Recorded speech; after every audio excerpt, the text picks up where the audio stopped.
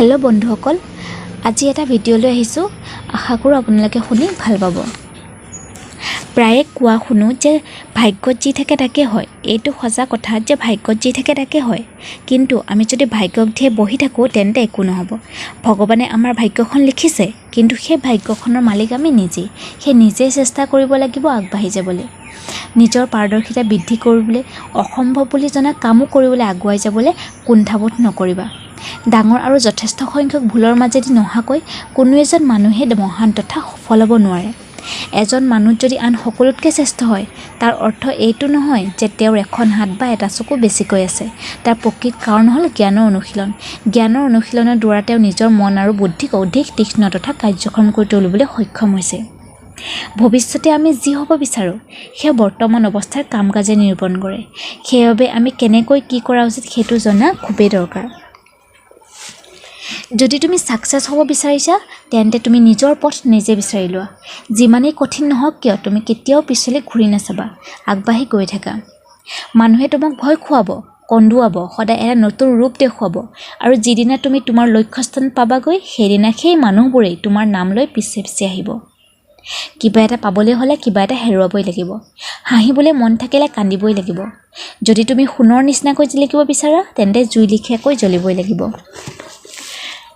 মহৎ কাৰ্য সিদ্ধিৰ বাবে অকল কাম কৰাই নহয়, তুমি সপোন দেখিব লাগিব, আৰু সেই সপোনবোৰ সাৰ্থক কৰিবলৈ আগবাঢ়ি যাব পাৰিব লাগিব।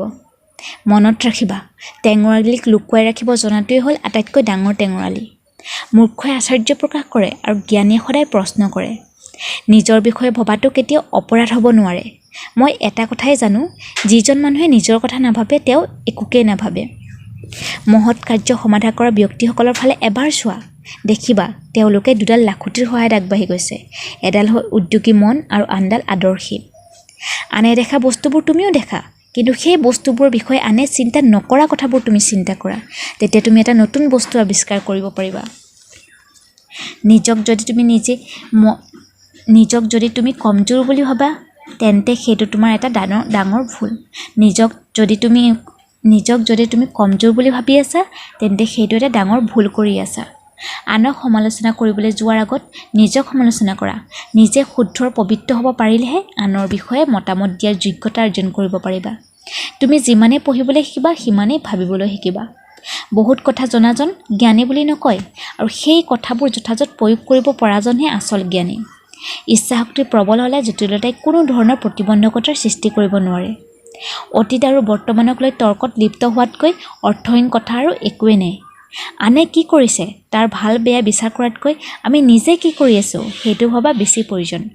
সুযোগবোৰ কঠিন কাৰ্যৰ ৰূপ ধৰিহে দেখা দিয়ে, সেয়েহে এলেহুৱা লোকে কেতিয়াও আগবাঢ়ি যাব নোৱাৰে। তোমাৰ যদি ছাকচেছ হ'বলৈ মন আছে, তেন্তে কাৰো কথা নুশুনি তোমাৰ ইচ্ছা য'ত আছে তাকে কৰা। এদিন তুমি নিশ্চয় ছাকচেছ হ'বা। মানুহে সদায় সৰুৰ পৰাই ডাঙৰ হয়। কিছুমানে তোমাক হাঁহিবলৈ দিয়া, লাজ দিবলৈ দিয়া, কিন্তু আমি কেতিয়াও সেইবোৰ মানুহৰ কথা শুনিব নালাগে। আগবাঢ়ি গৈ থাকা, আৰু যিদিনা তুমি ছাকচেছ হ'বা, সেইদিনাই সেই মানুহবোৰে তোমাৰ গুণ গাব। আমাৰ ভাগ্যখন বনোৱাৰ মানুহ আমি নিজেই। সেই নিজৰ ভাগ্যৰ ভাল বেয়া সেই নিজেই বনাব লাগিব।